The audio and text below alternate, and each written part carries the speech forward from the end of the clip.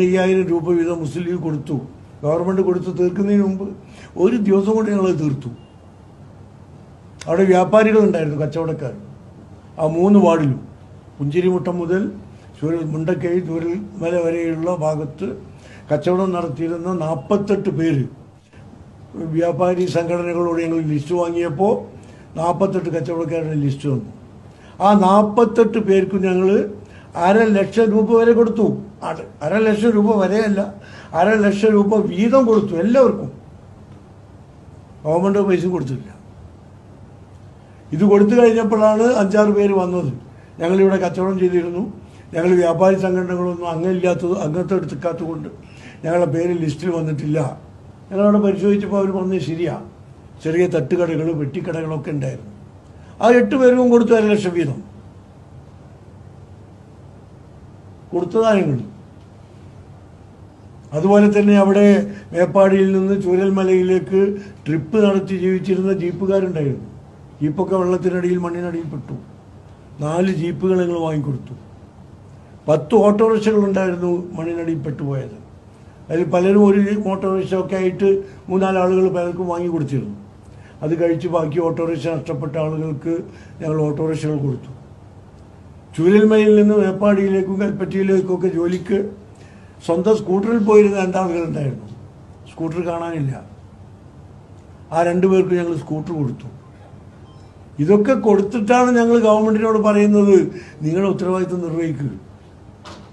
ഞങ്ങളുടെ ജനപ്രതിനിധികൾ ഗവൺമെൻറ്റിൻ്റെ ദുരിതാശ്വാസ നിധിയിലേക്കാണ് പണം കൊടുത്തത്. ഓരോ MLA-യും 50,000 രൂപ വീതം കൊടുത്തു. UDF-ൻ്റെ തീരുമാനം. UDF MLA-മാരെല്ലാവരും കൊടുത്തു. അപ്പോൾ ഞാൻ പറഞ്ഞു വന്നത്, ഞങ്ങൾ പ്രവർത്തിച്ച് മാതൃക കാണിച്ചിട്ടാണ് ഗവൺമെൻറ്റിനോട് പറയുന്നത്. ഇനി അവിടെ വീടുണ്ടാക്കാൻ ഞങ്ങൾ തയ്യാറാണ്.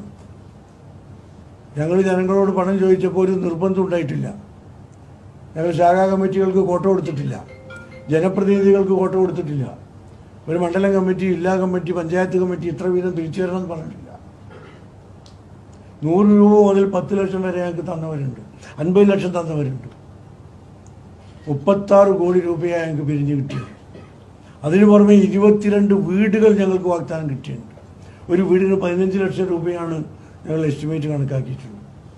അതുകൂടി കൂട്ടിയാൽ 40 കോടിയിലധികമായി. അതിന് പുറമെ 2.5 ഏക്കർ സ്ഥലം ഞങ്ങൾക്ക് തന്നിട്ടുണ്ട്.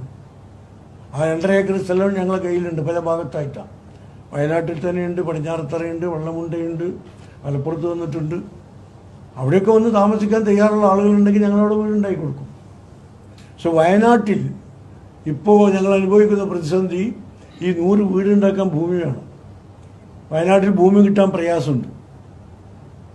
അവിടുത്തെ ഭൂമിയൊക്കെ പരിസ്ഥിതി ലോല മേഖലയാണ്, കൺസ്ട്രക്ഷൻ അനുവദനീയമല്ല. ബാക്കിയുള്ള ഭൂമി വനമേഖലയാണ്, അതെന്തായാലും നമുക്ക് കിട്ടില്ല.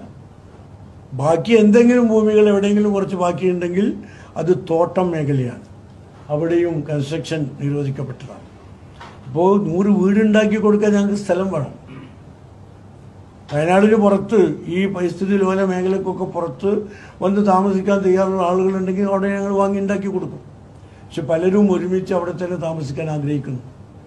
അപ്പോൾ ഗവൺമെൻറ് ഉണ്ടാക്കുന്ന ടൗൺഷിപ്പിൽ ഗവൺമെൻറ്റിന് ഭൂമി ഏറ്റെടുക്കാം.